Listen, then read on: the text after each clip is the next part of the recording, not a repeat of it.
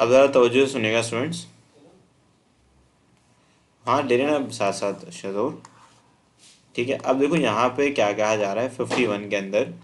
The perpendicular bisector of the segment joining the point 1, 2 and 5, 4 meets y axis at the point 0, 2। देखो perpendicular bisector होता है क्या।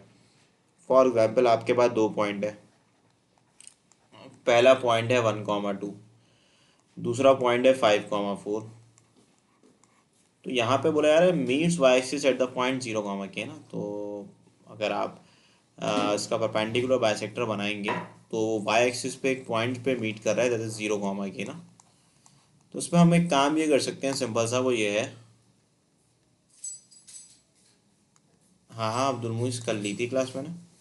अब देखो इसका अगर आप मिड पॉइंट निकालते हो तो मिड पॉइंट बराबर है 1 + 5/2 यानी कि 3 के, और 2 + 4/2 3 के इक्वल हो जाएगा। अच्छा, एक और चीज़ ना, इसका स्लोप निकाल लो। मतलब अगर मैं इस पॉइंट को ए बोलूँ, इसको बी बोलूँ, तो इसका स्लोप m1 हो जाएगा। m1 बराबर हो जाएगा 4 - 2 2 के, और 5 - 1 जो है वो किसके बराबर होता है 4 के। सो m1 बराबर हो जाएगा 1/2 के। ठीक है स्टूडेंट्स, बेटा ये स्ट्रेट लाइन है। अब अगर मैं आपसे बात करूं कि m1 1/2 आ गया ना, तो आपने, अगर आपने इस सेगमेंट का स्लोप निकालना है तो वो m2 हो जाएगा। m2 बराबर हो जाएगा -2 के। सो -2 की जगह फिर फॉर्मूला लगा लो y2 - y1 यानी कि k-3, और x2 - x1 यानी कि 0 - 3। सो ये 6 + 3 हो जाएगा, तो k का आंसर आपके पास 9 आ जाएगा।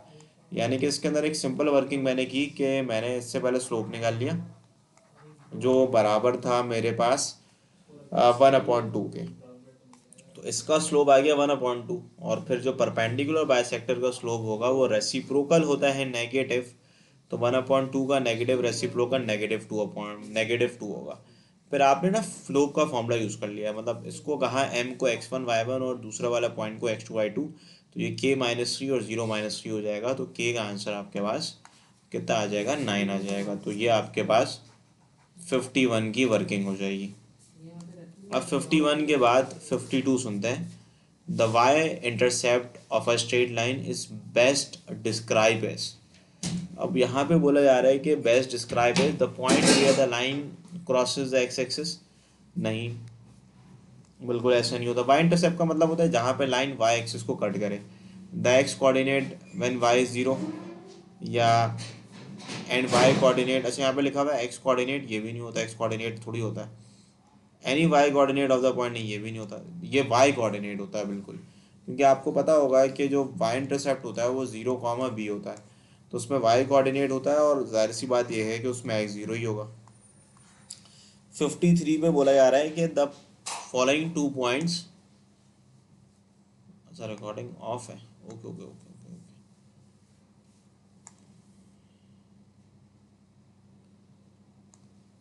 अब सही है, चलो इसको मैं रिपीट कर दूंगा, टेंशन नहीं लो। अब लिखा हुआ है द फॉलोइंग 2 पॉइंट्स इंटरसेक्टेड। देखो इंटरसेक्शन के लिए पहले क्या करो, इन दोनों को सब्ट्रैक्ट कर लो, क्योंकि x के कोफिशिएंट हैं सेम। तो अगर मैं इनको इंटरेस्ट मतलब सब्ट्रैक्ट करूँगा तो साइन चेंज हो जाएगी इस पूरी इक्वेशन की। तो मैं इक्वेशन से, यानी कि इस पूरी इक्वेशन को मैं -1 से मल्टीप्लाई कर देता हूँ। अब जब मैं मल्टीप्लाई करूँगा तो ये कैंसिल हो जाएगा, यहाँ आ जाएगा -2y = -4। सो y का आंसर 2 आ जाएगा। अब y 2 आ गया है ना, तो आप फिर क्या कर सकते हो कि x लिखोगे और y की जगह 2 लिख दोगे ना।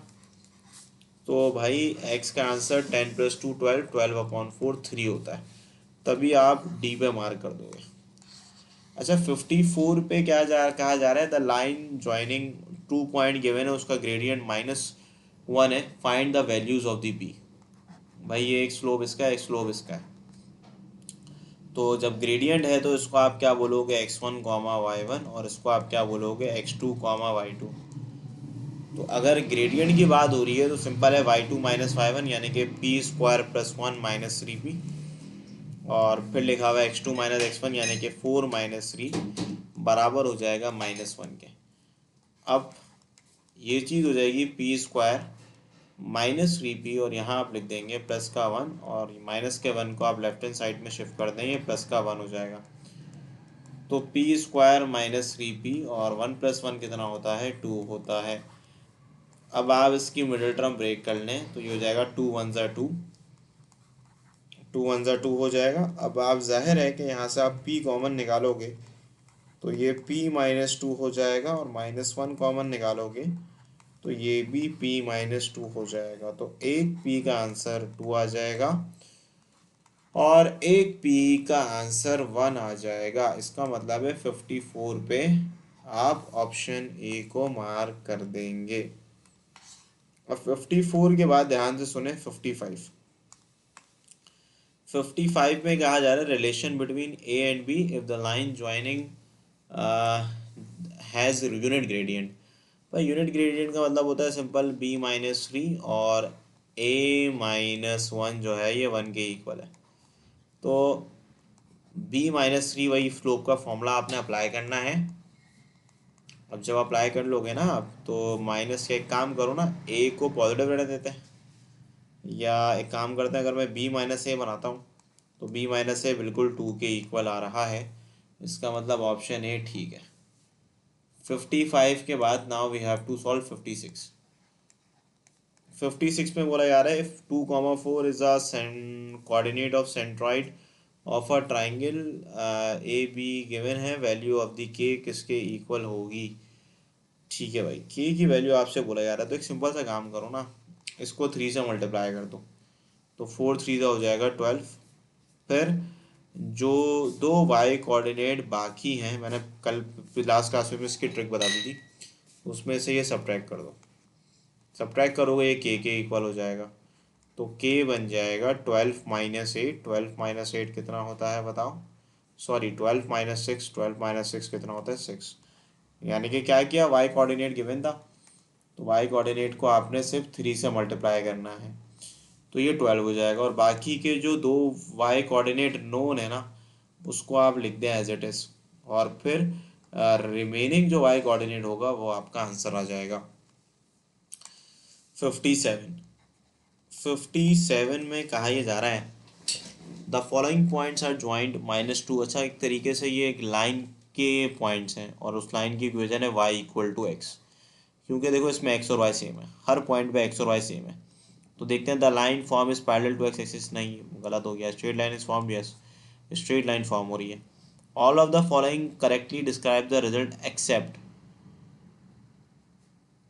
Straight the line form by the, ये भी सही, the line formed bisect the right angle form by the coordinate, ये भी सही है।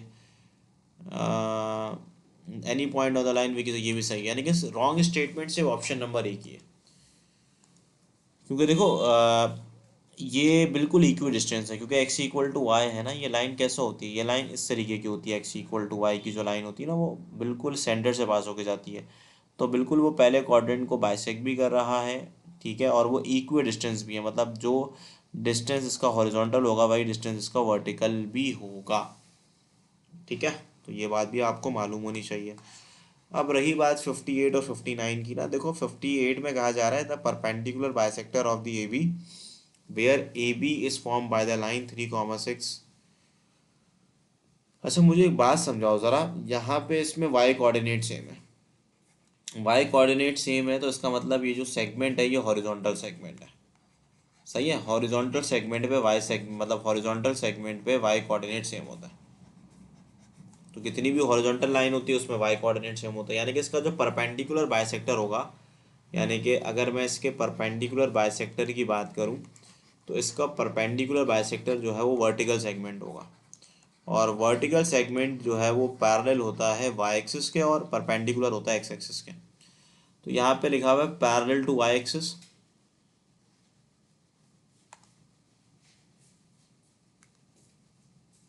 अच्छा ये एक्स कोऑर्डिनेट सेम है, तो एक्स कोऑर्डिनेट सेम है तो फिर एक काम कर लेते हैं ना राफे, कि ये जो सेगमेंट हो जाएगा ये वर्टिकल सेगमेंट हो जाएगा। अब वर्टिकल सेगमेंट का जो परपेंडिकुलर बाइसेक्टर होगा वो याद रखना हॉरिजॉन्टल सेगमेंट होगा। सही, चेक कर लेते हैं। यहाँ पे लिखा हुआ है पैरेलल टू वाई एक्सिस, नहीं हो सकता पैरेलल टू वाई एक्सिस। हाँ पैरेलल टू एक्स एक्सिस हो सकता है एंड पासिंग थ्रू 3,3। और 3,3 से भी पास होके जा रहा है, क्योंकि अगर तुम इसका मिड पॉइंट निकालोगे तो 3+3/2 3 हो जाएगा और 6+0/2 3 हो जाएगा। देयरफॉर आप लोग मार्क कर देंगे ऑप्शन बी को। सही है। अब रही बात the length of the line segment joining the pair of points whose polar coordinates are. देखो भाई, जब भी पोलर कोऑर्डिनेट्स गिवन हो और आपने डिस्टेंस निकालना हो तो फिर डिस्टेंस निकालने का फॉर्मूला होता है R1 का स्क्वायर प्लस R2 का स्क्वायर -2 R1 R2, और फिर याद रखिएगा होता है cos θ1 माइनस θ2। अब देखो R1 R2 यहाँ गिवन है, ये डायरेक्ट फॉर्मूला बता दिया मैंने आपको। R1 3 है, 3 लिख दो। R2 -2 है, -2 लिख दो। 2 R1 R2, R1 की जगह 3 और R2 की जगह -2 लिख दोगे। और फिर लिखा हुआ है cos θ1 माइनस θ2। θ1 को बोलते हैं π/6 यानी कि 30 डिग्री, θ2 π/3 यानी कि 60 डिग्री हो जाएगा। सही है। तो 3 का स्क्वायर 9, 9 + 4 जो है वो 13 होता है। अच्छा, माइनस माइनस प्लस हो जाएगा, 2 3 6, 6 2 होता है 12, और कॉस ऑफ -30 जो है वो √3/2 के इक्वल होता है। 2 1 2 6। तो आपके पास ये चीज़ बन जाएगी 13 + 6√3, यानी कि ये आपका जवाब आ जाएगा ऑप्शन नंबर सी के अंदर है मौजूद।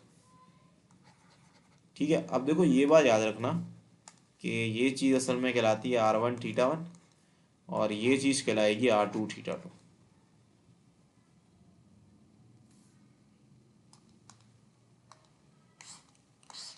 अब देखो 59 के बाद अगर मैं 60 के हवाले से बात करूँ ना, 60 में क्या कहा जा रहा है, the x and y intercept of y equal. देखो एक्स इंटरसेप्ट अगर तुम लोग ने निकालना है तो एक सिंपल सा काम करोगे ना, एक्स इंटरसेप्ट के लिए आप लोग वाई को 0 रख देंगे तो वाई का आंसर 0 आ जाएगा। और वाई इंटरसेप्ट के लिए आप यहाँ पे मतलब एक्स इंटरसेप्ट के लिए वाई को 0 रख दोगे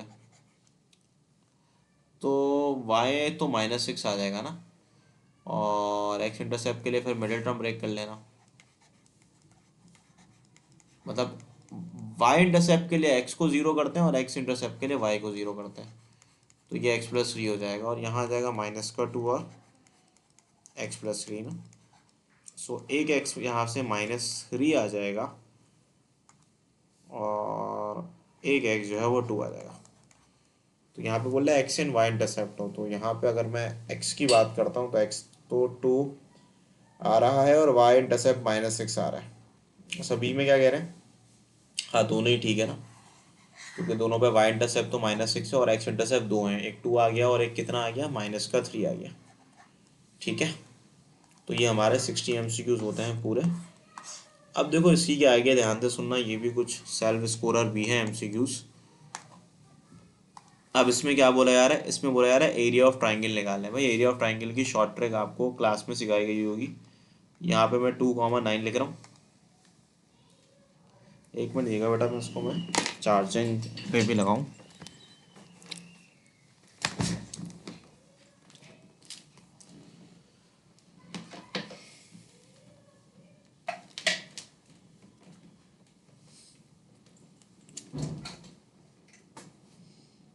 अच्छा बच्चों, ये क्या आज की क्लास में 10:30 तक ही कंडक्ट करूँगा। ठीक है, मुझे एक जगह जाना है, तो ये है कि कोशिश करूँगा कि अभी आधा घंटा उसमें आपको 20 से 25 MCQs और करा दूँ। बाकी नेक्स्ट वीक इसको हम नेक्स्ट वीक कोशिश करेंगे कि डेरिवेटिव, एप्लीकेशन ऑफ डेरिवेटिव पढ़ लें। ठीक है, क्योंकि आप लोग का जो मैंने टेस्ट शेड्यूल देखा है ना उसमें डेरिवेटिव पहले है, तो मैं आपको पहले इसलिए डेरिवेटिव करा दूंगा। फिर उसके बाद डेरिवेटिव, एप्लीकेशन ऑफ डेरिवेटिव के बाद जो हमारा ये वाला वीक होगा, अभी क्या नाम है, जनवरी का लास्ट वीक, तो जनवरी के लास्ट वीक में हम डेरिवेटिव को कंप्लीट कर लेंगे। ठीक है। और फिर फरवरी का जो पहला वाला वीक होगा उस पर मैं आपको करा दूंगा कॉनिक सर्कल, और फरवरी के सेकंड वीक में इंटीग्रेशन। ठीक है। तो आप लोग का जो इंशाल्लाह नेक्स्ट टेस्ट के मतलब NET 2 से पहले तमाम तर चीज़ें मुकम्मल हो जाएंगी। मेरी कोशिश होगी फरवरी सेकंड वीक तक आप लोग के MCQ सारे सॉल्व करवा दूँ। इंटीग्रेशन के ज़्यादा है, 150 MCQs हैं, मुझे ऑलमोस्ट 2 से 3 क्लास चाहिए होंगी, तभी मैंने एक क्लास बढ़ाई है। तो मैं फरवरी मिड तक कोशिश करके आपका काम जो है वो कंप्लीट कर दूंगा।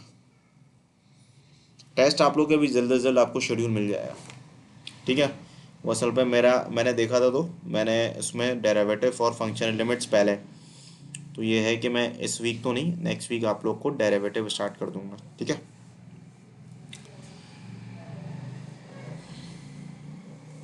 अब देखो एरिया ऑफ ट्राइंगल बोला जा रहा है, अब ज़रा तवज्जो से सुनना।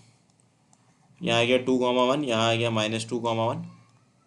आप लोग सारे के सारे एन 2 दे रहे हैं, नेट 2, यस या नो, यस बताएं ज़रा।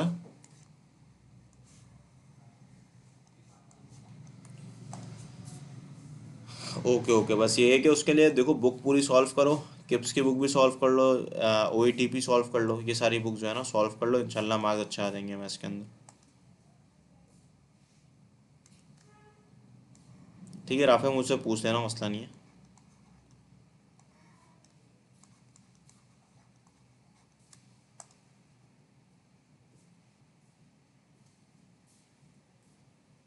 हाँ, ट्रिग्नोमेट्री बिल्कुल आती है ना इसके अंदर, ट्रिग्नोमेट्री करो अच्छे से। 9 × -2 जो है -18। असल में अब तो 100 MCQs हो गए, 100 MCQ।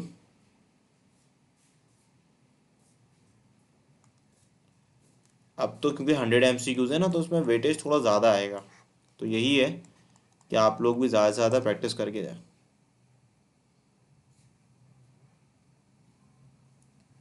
अच्छा, 1 मिनट रुकना बेटा, एक कॉल आ रही है, वो अटेंड करके फिर मैं आपके आंसर करता हूँ।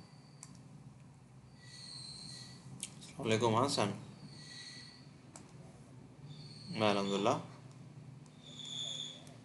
यार मैं 10:30 तक आऊँगा, 10:30 पौन 10:30 10:40 तक, ठीक है। मैं क्लास चल रही है बस, वो ख़त्म करके आऊँगा। क्या बोलनी थी?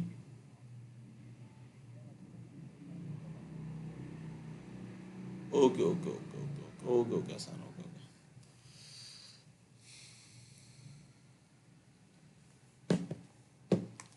54 + 2 56, 56 -6 50 हो जाएगा ना। अब बिल्कुल तवज्जो से सुन लेना, देखो मैं यही बोलूँगा, इंटीग्रेशन करो, कितने ज़्यादा एमसीक्यूज करके जाओगे उतना फ़ायदा होगा। असल मसला टाइम मैनेजमेंट का होगा ना इसके अंदर, मैं पहले ही बता रहा हूँ। तो आपको प्रैक्टिस की ज़रूरत पड़ेगी, जो बच्चा प्रैक्टिस करके तमाम तो टॉपिक्स करके जाएगा वो हो जाएगा। अच्छा, मोस्ट रिकरिंग टॉपिक्स के बारे में बात कीजिए तरह, तो वही है कि कॉनिक्स हो गया, इंटीग्रेशन हो गया, डेरिवेटिव्स हो गए, Maclaurin series, Taylor series, increasing function, decreasing function, ये टॉपिक ज़्यादा आते हैं। तो उसको अच्छे से करके जाना। फंक्शन एंड लिमिट्स में डोमेन एंड रेंज और निकालनी आप लोग को आनी चाहिए, लिमिट कैलकुलेट करना आपको आनी चाहिए, लिमिट बहुत ज़्यादा आते हैं सवालात। तो ये टॉपिक जो है वो आपके आ रहे होते हैं। लिमिट हो गया, फिर डेरिवेटिव में वही है कि आइडेंटिटीज़ पता होनी चाहिए, हाइपरबोलिक फंक्शन क्या होता है, टेलर सीरीज़ क्या होती है, मैक्लॉरन सीरीज़ क्या होती है, इंक्रीजिंग फंक्शन क्या है, डिक्रीजिंग फंक्शन क्या है। इसके अलावा आप लोग का, इसके आगे अगर मैं बढ़ूँ, for example application of derivative में कोई एक रियल लाइफ प्रॉब्लम दे देंगे, उसमें कुछ ना कुछ चेंज निकालना होगा, अप्रॉक्सीमेशन आपको आनी चाहिए। इसके बाद मैं अगर आपसे बात करूँ कॉनिक्स, कॉनिक्स में पैराबोला, एलिप्स, हाइपरबोला बहुत अच्छे से आना चाहिए। ट्रांसलेशन, रोटेशन, तमाम तो चीज़ें उसके अंदर आपको आनी चाहिए। इंटीग्रेशन के बाद अगर मैं कॉनिक्स के बाद सर्कल, सर्कल बेसिक अच्छा आना चाहिए। स्टैंडर्ड इक्वेशन क्या होती है ये, और सर्कल की प्रॉपर्टीज़ आपको पता होनी चाहिए लाजमी, जो बुक के एक्सरसाइज 8.3 के अंदर, 8.4 के अंदर लिखी हुई है। ये तमाम जो टॉपिक्स आपको आने चाहिए। इंटीग्रेशन तो आपको फॉर्मूला आने चाहिए, बेसिक आने चाहिए, पार्शियल फ्रैक्शन आना चाहिए, ये सारी चीज़ें आनी चाहिए, तो जाके आप नस के अंदर 90 से अब स्कोर करने के काबिल होंगे। भाई ऐसा तभी कोई इन्होंने डिफाइन नहीं किया हुआ कितना होता है, लेकिन मोस्टली 60-40 होता है, मतलब फर्स्ट ईयर ज़्यादा होता है, ठीक है, लेकिन सेकेंड ईयर भी होता है। अब देखो 6 + 6 हो जाएगा 12, 12 -18 -6 हो जाएगा, तो इसको मैं प्लस का 6 कर लेता हूँ, अपॉन 2 से डिवाइड कर देता हूँ, तो ये बराबर हो जाएगा 28 स्क्वायर यूनिट्स का। ये इसके सिंपल से ट्रिक है, इसको शूलेस मेथड बोलते हैं, तो आप इसको इस तरीके से कर सकते हैं। खैर आप लोग बस तैयारी करें, बुक आपको दी है उनको अच्छे से सॉल्व करें, फिर पास पेपर्स भी करके जाएं, 2 से 3 पास पेपर्स खुद अटैम्प्ट करें टाइमर लगा के, और देखें कितना टाइम पे हो रहा है। अब देखो यहाँ पे लिखा हुआ है the pair of line x² - 1, इसको अगर मैं वो करूँ, फैक्टराइज कर लूँ, तो ये हो जाएगा x+y x-y = 0 ना। तो एक इक्वेशन आ रही है x=-y और एक आ रही है x=y। तो अगर आप इसका स्लोप निकालेंगे तो ये एक दूसरे के नेगेटिव रेसिप्रोकल होगी, यानी कि 2 का आंसर जो है वो ऑप्शन सी आ जाएगा। अब यानी कि बोथ नहीं, सॉरी बोथ तो गलत लिख दिया मैंने, परपेंडिकुलर होगा, ठीक है। तो आप मार्क किस में करोगे, परपेंडिकुलर पे मार्क करोगे, ठीक है। अब यहाँ पे लिखा हुआ है x square minus y square equal to 0, और यहाँ पे बोला यार ये कौन सी इक्वेशन है, पैराबोला स्ट्रेट लाइन की इक्वेशन है। अभी हमने इसको फैक्टराइज भी किया तो हमें पता चला pair of straight line passing through the origin, ठीक है, क्योंकि देखो इसमें वाई इंटरसेप्ट 0 है। अब रही बात 4 की, so what is 4 here, the point of concurrency of 3 lines is. अच्छा भाई, पॉइंट ऑफ कॉन्करेंसी के बारे में बात हो रही है ना, तो एक पॉइंट को उठाओ और सिंपल सी बात है ले जाके इक्वेशन में पुट कर दो। तो पहले पॉइंट को मैं पुट करता हूँ, 5 वन ज़ा 5 और 3 इंटू -2 और -7, तो ये कितना हो जाएगा। अच्छा, ये 0 के इक्वल नहीं आ रहा ना।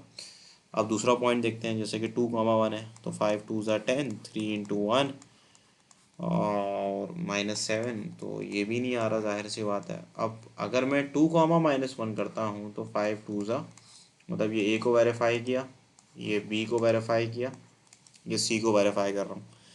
तो सी के लिए 5 2 ज़ा 1, 3 इंटू क्या करोगे, -1 लिख दोगे, फिर माइनस का 7 आ जाएगा। तो ये बिल्कुल वेरीफाई कर रहा है, 10 - 10 इक्वल टू 0। और अगर मैं फॉर एग्जांपल यहाँ पे 2, -1 को इसमें भी पुट करूँ तो ये वेरीफाई हो रहा है। पॉइंट ऑफ कॉन्करेंसी का मतलब होता है तीनों पॉइंट किस पर्टिकुलर पॉइंट पे इंटरसेक्ट कर रहे हैं, तो वो ऑप्शन सी से वेरीफाई हो रहा है, 2, -1, तो इसकी वजह से हम ऑप्शन सी को मार्क कर देंगे। अब 4 के बाद अगर मैं आपसे 5 के बारे में बात करूं, अब 5 में क्या लिखा गया है, the equation of straight line which is passing through 0, 0 and parallel to 2x - 3y equal to 4।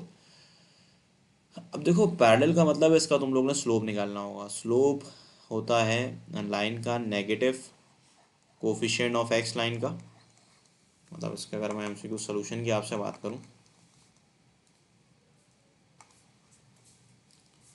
तो देखो भाई, स्लोप हो जाएगा नेगेटिव कोफिशिएंट ऑफ एक्स यानी कि -2 कोफिशिएंट ऑफ y -3, तो स्लोप आ जाएगा 2/3 ना। अब देखो अगर एक लाइन पास होके जाती है ऑरिजिन से तो उसकी इक्वेशन होती है y equal to mx, so m की जगह आप लिख देंगे 2/3 और x रहेगा वैसे, so this will become 3y equal to 2x। और अगर मैं इसको सॉल्व करूँ तो ये हो जाएगा 2x - 3y equal to 0। Therefore you will mark on option number D, 5 का answer will be option number D. अब देखो 6 में find the area of the quadrilateral, quadrilateral के एरिया में बात हो रही है, तो एक सिंपल सा काम कर लेते हैं इसको भाई, फॉर्मूले सॉल्व कर लेते हैं। 0, 0 ये हो जाएगा 0, 3, ये हो जाएगा 5, 0 और ये हो जाएगा 0, 11, सही है। अब अगर मैं एरिया निकालना चाहता हूँ तो ये ट्राइंगल लिख देता हूँ, माइनस अपॉन पे क्या लिख देता हूँ, 2 लिख देता हूँ। अब 0 3 ज़ा 0 नहीं लिखो, 0 इंटू 0 0 नहीं लिखो, 5 11 से क्या होता है 55 होता है, इसको लिख दो बेशक।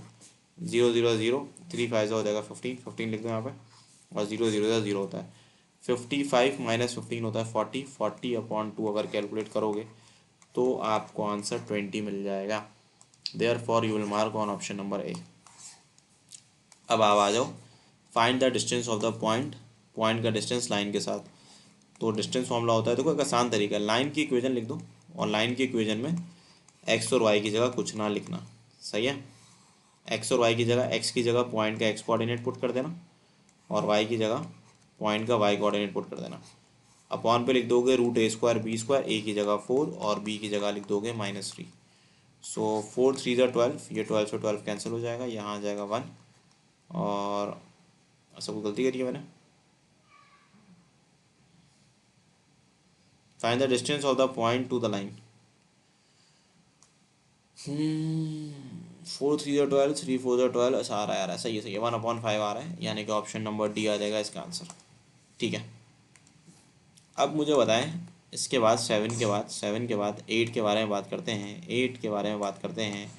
8 में क्या कहा जा रहा है, 8 में ये कह रहे हैं कि the distance between 2 parallel line. तो एक सिंपल सी बात यह है कि अगर मैं 2x - y + 7 इक्वल टू 0, ये पहली लाइन होगी, और दूसरी लाइन हो जाएगी 2x - y + 5 इक्वल टू 0, सही है। अब इसका एक सिंपल सा फॉर्मूला होता है, ये C1 हो जाता है और ये आपका C2 हो जाता है। तो अगर आपने इनके दरमियान डिस्टेंस निकालना है तो उसके लिए आपको वही वाला फॉर्मूला जो आपने इंटर में याद किया हुआ है, C1 - C2/√a² + b²। तो C1 - C2 आप लोग निकाल लें, C1 कितना है 5 है, या 7 कर लें बेशक आप लोग, 7 माइनस C2 जो है वो 5 है upon root a square plus b square. ए की जगह 2 का स्क्वायर 4 माइनस 1 का स्क्वायर 1 होता है, तो this will become 2 upon root 5।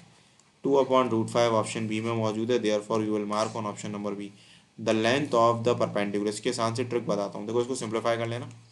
4x minus 3y minus 12 equal to 0। देखो परपेंडिकुलर डिस्टेंस जब भी आपने निकालना हो तो वो बराबर होता है c upon square root a square plus b square, ये इसका फॉर्मूला होता है, सही है।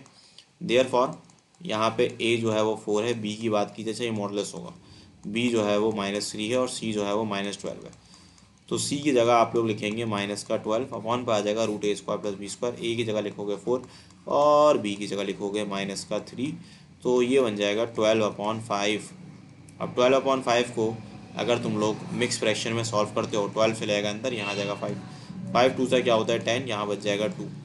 तो जो डिस्टेंस होगा वो हो जाएगा 2 होल नंबर 2/5। तो आप 9 को ऑप्शन ए मार्क कर देंगे। ये सारे बेसिक लेवल के क्वेश्चंस हैं। अब मैं अगर 9 के बाद 10, अच्छा 10 को थोड़ा समझ लेना, the area of a triangle. अब थोड़ा सा इसको मैं ग्राफिकली समझा रहा हूँ क्वेश्चन 10 को, यहाँ इसकी वर्किंग बता देता हूँ।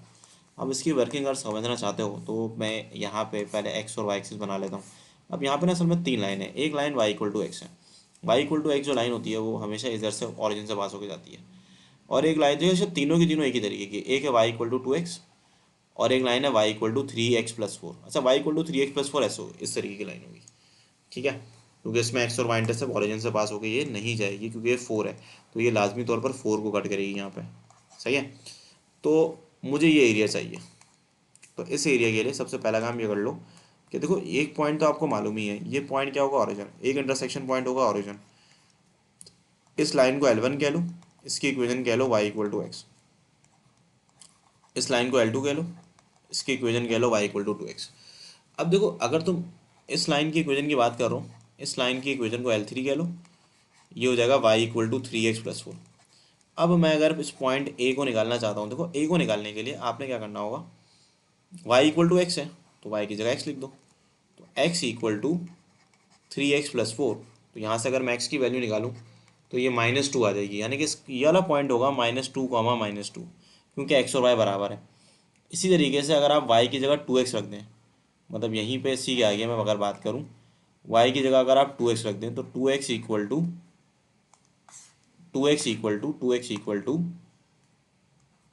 3x+4। सो x की वैल्यू आपके पास -4 आ जाएगी। तो अगर तुम लोग यहाँ पे ये वाला पॉइंट निकालोगे तो ये पॉइंट B हो जाएगा, x की जगह -4 और यह पुट कर दोगे तो -8 आ जाएगा, ठीक है। अब एरिया निकालना है। अच्छा एरिया में मैं ट्रिक बताता हूँ, अगर एक पॉइंट ओरिजिन होता है ना तो एरिया निकालने की एक शॉर्ट ट्रिक होती है, वो होती है हाफ। ये मैंने खुद ड्राइव की थी, दैट इज x1 y2 और माइनस x2 y1। रुको एक मिनट, डिसेबल कर दूँ एनोटेशन, x1 y2 और ये हो जाएगा x2 y1। अब वैल्यूज पुट कर दो भाई, ये x1 y1 है, ये x2 y2 है। अब जब तुम इसको सॉल्व करोगे, मैं डायरेक्ट मल्टीप्लाई कर रहा हूँ, टाइम ज़ाया नहीं करेंगे। x1 कितना है बताओ, -2 है, -2 मतलब क्रॉस मल्टीप्लाई कर दो, -2 को -8 से कर दो तो ये 16 हो जाएगा, माइनस, और -2 को -4 से कर दो तो ये कितना हो जाएगा 8। 16 माइनस 8 8 होता है, 8/2 कितना होता है 4। Therefore you will mark on option number A. तो ये बड़ा काम का फॉर्मूला, ये तब यूज़ करते हैं जब एक कोऑर्डिनेट्स ऑरिजिन हो, ठीक है। अब लिखा हुआ है the area of the triangle x equal to 0 y equal to 0। देखो अब ना ये असल पे ये बोल रहे हैं x equal to 0 y equal to 0, तो ये एक लाइन में बना लेता हूँ यहाँ पे, या बल्कि इसको मैं आपको बना के दिखा देता हूँ, देखिए मैं।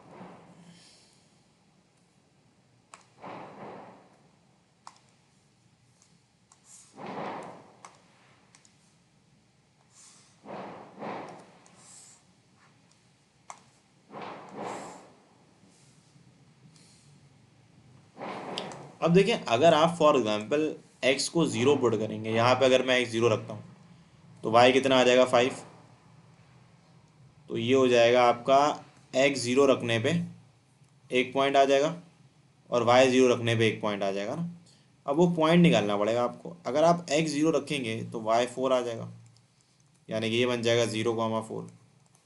और अगर आप y 0 रखेंगे तो x 5 आ जाएगा, तो यानी कि ये हो जाएगा 0,5, ठीक है।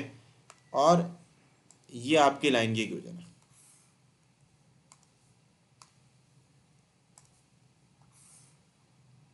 और आप ये एरिया निकालना चाहते हैं। तो देखिए एक सिंपल सी कहानी ये है कि भाई ये चीज़ आपको पता है, ये बेस होगी, ये 5 के इक्वल है, ठीक है, ये आपकी 5 के इक्वल है, और ये आपका परपेंडिकुलर है, ये बराबर है 4 के। तो एरिया निकालने का फॉर्मूला होगा हाफ बेस इंटू हाइट, यानी कि 5 इंटू 4। तो 5 4 जा 20, 20/2 कितना होता है, 10 होता है। Therefore you will mark on option number B. अब 11 के बाद अगर मैं आपसे डिस्कस करूं 12 में बोला जा रहा है the angle from to the line. भाई इससे स्लोप निकाल लो। अगर तुम इसको कंपेयर करोगे y equal to m1x plus b से, देयर फॉर m1 बिकम 3। और अगर आप इसको कंपेयर करोगे y equal to m2x plus b से, therefore m2 will become 7। अब यहाँ पे टेंजेंट थीटा का फॉर्मूला जो होता है वो होता है m2 माइनस m1 अपॉन पे आ जाएगा 1 प्लस m1 m2। अब देखो m2 बराबर है किसके, 7 के, m1 बराबर है 3 के। तो ये हो जाएगा 1 प्लस m1 m2। देखो m1 3 है, m2 7 है, तो ये हो जाएगा 4/7, 3 21, 22 हो जाएगा। तो 2/11 हो जाएगा। Theta will become tan inverse 2/11। तो आप ऑप्शन सी को टिक कर दोगे। अच्छा, इसमें थोड़ा सा आपने मेहनत करनी पड़ेगी। फॉरवर्ड वैल्यू ऑफ द के, द लाइन्स आर कॉन्करेंट। अच्छा जी, तो के की क्या वैल्यू होगी कि लाइंस कॉन्करेंट हो जाए। एक आसान काम कर लेते हैं, वो ये कर लेते हैं कि वाई की वैल्यू को ले जाके ना इसके अंदर पुट कर देते हैं। तो अगर मैं वाई की वैल्यू यहाँ पुट कर लेता हूँ, असल में मैं पहले पॉइंट ऑफ कॉन्करेंसी निकाल लेता हूँ। 3x माइनस 1 एक्स प्लस 3, एक जो दो लाइन गिवन है ना उससे पॉइंट आप पहले निकाल लें, यानी कि पॉइंट ऑफ इंटरसेक्शन निकाल लें, और फिर आपका सवाल सॉल्व हो जाएगा। ये चीज़ क्या हो जाएगा, प्लस का x, यानी कि 5x विल बिकम 5, x की वैल्यू आ जाएगी 1।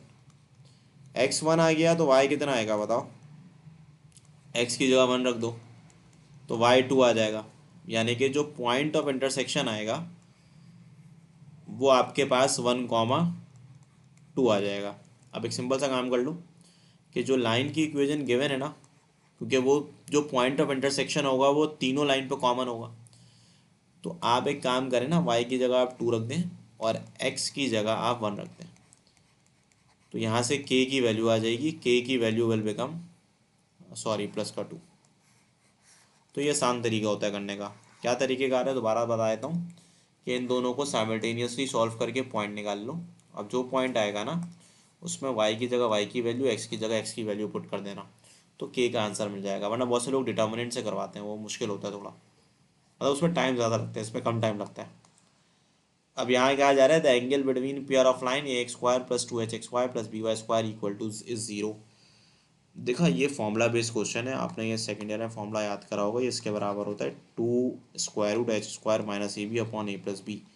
अब यहाँ पे पूछा जा रहा है एंगल बिटवीन द लाइन। अब देखो यहाँ पे जो a है वो 3 के इक्वल होगा, 2h जो है वो 7 के इक्वल होगा, b जो है वो 2 के इक्वल होगा, सही है। अब अगर मैं tan थीटा यहाँ निकालूँ, tan थीटा बराबर होता है 2√h² minus ab upon a plus b, सही है।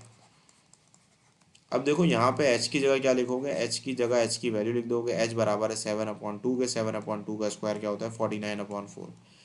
a बराबर है 3 के, ये बराबर है 2 के। अब a प्लस बी, a की जगह 3 और यहाँ आ जाएगा 2। अब इसको अगर तुम लोग सॉल्व करोगे तो ये हो जाएगा 2, ये हो जाएगा 49, यहाँ आ जाएगा माइनस का 3, 2 या 6, 6 4 जा होता है 24 अपॉन पे आ गया 4, 3 + 2 होता है 5। अब ये 2 हो गया, 49 माइनस 24 जो है 25, 25 जो है वो 5 होता है, और आपके पास जो रूट आता है वो 4 का 2 होता है, ये आ गया 5। 2 से 2 कैंसिल हो गया, यानी कि tan थीटा का आंसर आ गया 1। अब अगर tan थीटा 1 के इक्वल है तो theta equal to tan inverse 1 निकाल लोगे, तो tan इनवर्स 1 किसके बराबर होता है, ये बराबर होता है 45 डिग्री के।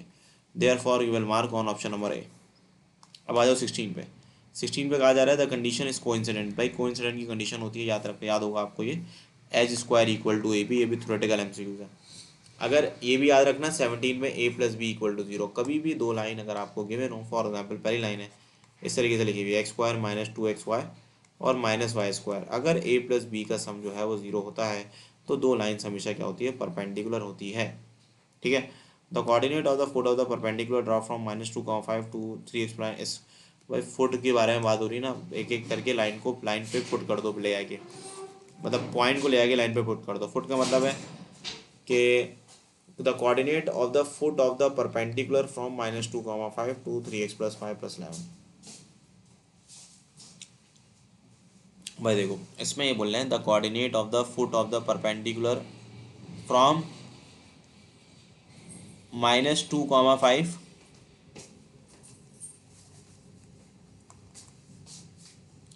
अच्छा फुट कहाँ लाया करेगा, यहाँ लाया करेगा ना, नीचे लाया करेगा, तो इसके फुट कोऑर्डिनेट्स नहीं पता। अब बोल रहा है perpendicular from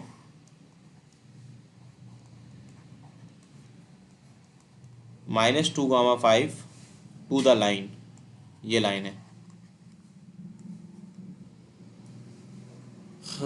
3x + y + 11 equal to 0। अच्छा जी, अब इसको सॉल्व कैसे करेंगे, एक सिंपल है कि आप ना पहले इसका स्लोप निकाल लें। लाइन का जो स्लोप होगा, कोऑर्डिनेट फुट यहाँ पे होगा, अब ये टू द लाइन है, -2,5 से लेके ये लाइन, मतलब ये जो पॉइंट है फुट है वो लाइन पे मौजूद है। m यहाँ से आ जाएगा को -3। अब जब ये -3 आ चुका है तो इसका स्लोप क्या हो जाएगा, 1/3 हो जाएगा। अब ये 1/3 अगर स्लोप है फॉर एग्जांपल, तो ये दो पॉइंट तो गिवन है।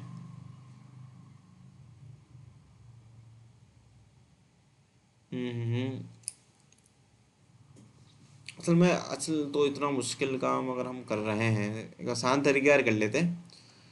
पॉइंट तो गिवन है ना, हमें उसको ले आके लाइन की इक्वेशन में पुट कर लेते हैं। फॉर एग्जांपल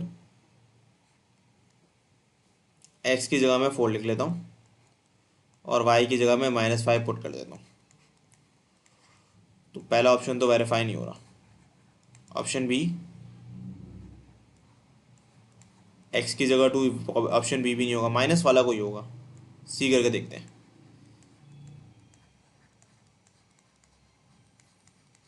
तो बिल्कुल ऑप्शन सी वेरीफाई हो रहा है, तो ऑप्शन सी को टिक कर लेते हैं।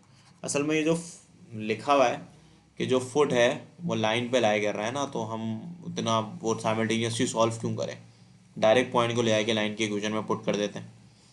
Equation on the line passing through origin and perpendicular to x - 2y। भाई देखो परपेंडिकुलर की बात हो रही है ना, तो यहाँ से आप पहले स्लोप निकाल लो। स्लोप हो जाएगा negative coefficient of x over coefficient of y, slope आ जाएगा 1/2। ठीक है, अब ओरिजिन से पास होके जाएगी तो लाइन क्या होती है, y = mx होती है। ठीक है, अब m की जगह क्या लिख दोगे, 1/2, तो ये बन जाएगा 2y = x और x - 2y = 0। ठीक है, अच्छा बच्चों फिर इतना ही रखेंगे आज के लिए। आपको मैंने बताया था कि मुझे एक जगह असल में आज जाना पड़ा, उसको फिर मैं नेक्स्ट क्लास में कंटिन्यू करूँगा। तो नेक्स्ट क्लास में हम डेरिवेटिव भी स्टार्ट करेंगे, ये भी आसान आसान से MCQs हैं, इसको आप खुद भी ट्राई कीजिएगा, वैसे मैं करवा दूँगा सारे। ठीक है, तो इंशाल्लाह आपसे नेक्स्ट क्लास में मुलाकात करते हैं। ओके, अल्लाह हाफ़िज़।